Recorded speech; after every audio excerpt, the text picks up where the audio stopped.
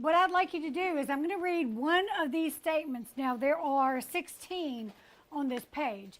And I want you to line up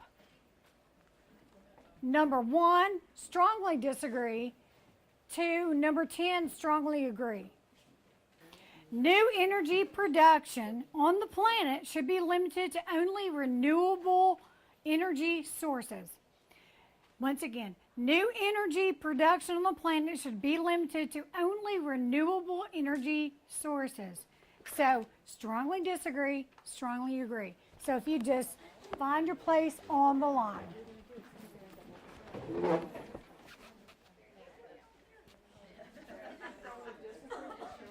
Strongly disagree to strongly agree.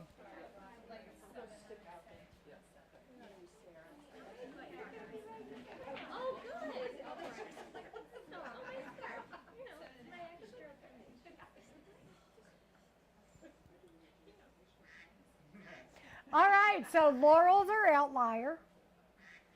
We can talk about graphs. We can talk about all kinds of things because we have little bubbles and pockets.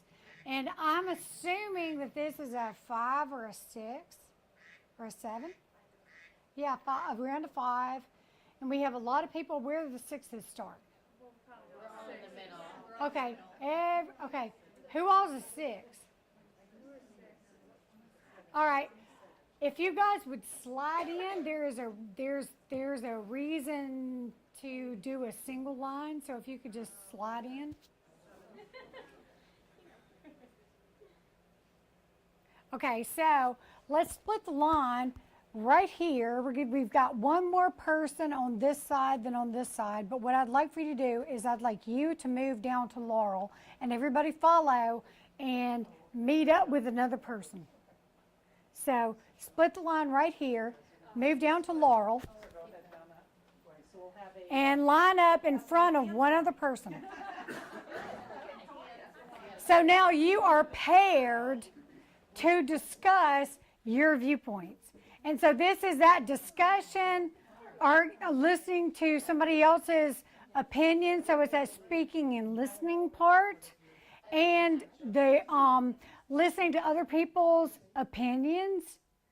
And so what you're going to do now is for 90 seconds, the people on the outside line, the one on the inside of the classroom, this line right here, will speak for 90 seconds about why you believe whatever. Then for the next 90 seconds, the person on the back row will repeat what the person on the front row said. And then you're going to switch.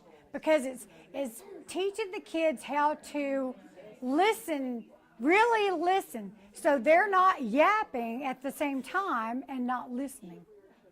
So it's driving those listening skills home. Jeanelle, would you repeat? Yes. So the people in this line, repeat the statement. Yes.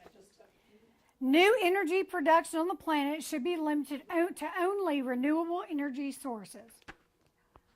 Okay, so first 90 seconds, group on the inside, go ahead and talk about your position.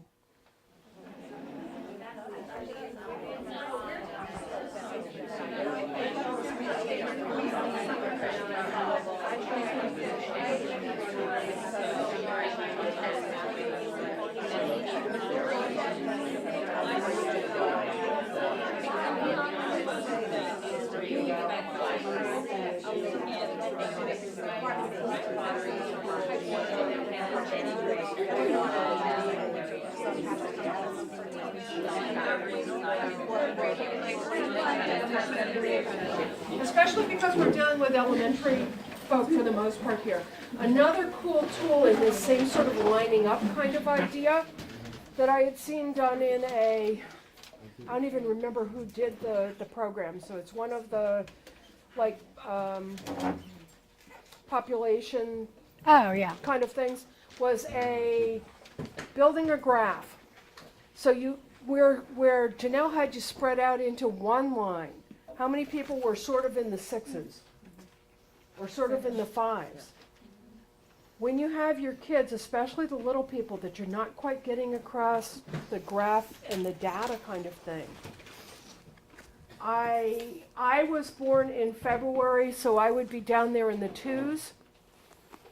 And she was, and you were, we are data points at that point. And in which case, we would have us stacking up like a bar chart. 1, 2, 3 spots. So making a live histogram. I can now understand that. I can see, oh yeah, a data point is something, as opposed to that really abstract thing that you often get the elementary learners kind of struggling with the idea of what stacks up into pieces that make a bar graph. Okay, so it's just another added fun Yeah, piece. you can have kindergarten kids make histograms with shoes, where they take off their right shoe, checking left, right. And so they could classify according to type, sandals, flip-flops, running shoes, whatever, dress shoes. And then they could line those up and create a histogram on the floor. And so, you can do all kinds of things. It's just being a little bit more creative about how to get those things incorporated.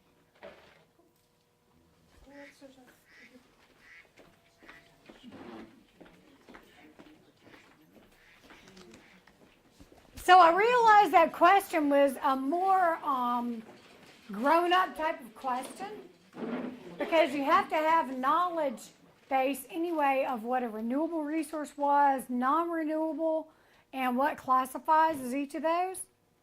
And the reason I forgot to call time was Dustin and I were talking about resources, and some of our old non-renewable resources are becoming more renewable, but not quite renewable, like nuclear. We're building the NEF, which is the Nuclear Enrichment Facility in Idaho. And they're able to take used fuel, because that fuel is still hot when it's buried. And they're able to spin it back up for use for power plants. So it's one way that we can actually do that. They've been doing it for tens of years in France. And we have not caught up because of the EPA.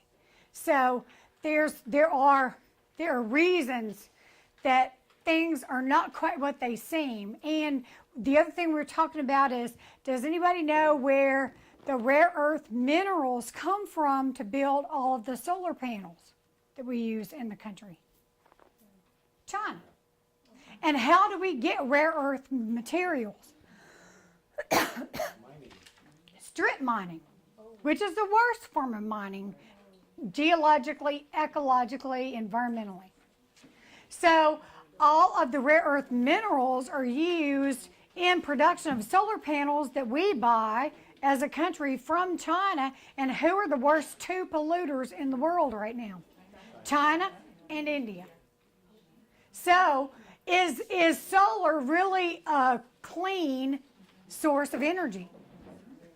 And is it the most viable in the Northeast? So that's a question that you can actually ask older kids to figure out. And they could do the research in advance and then do a values on the line type of a thing, where they have to argue their case with their classmates. Or you can even do a classroom-wide type of debate. Because the thing is what we want kids to learn is how to listen to another opinion, how to understand the other person's opinion, and understand that things are just opinions until they back them up with data. And it's not data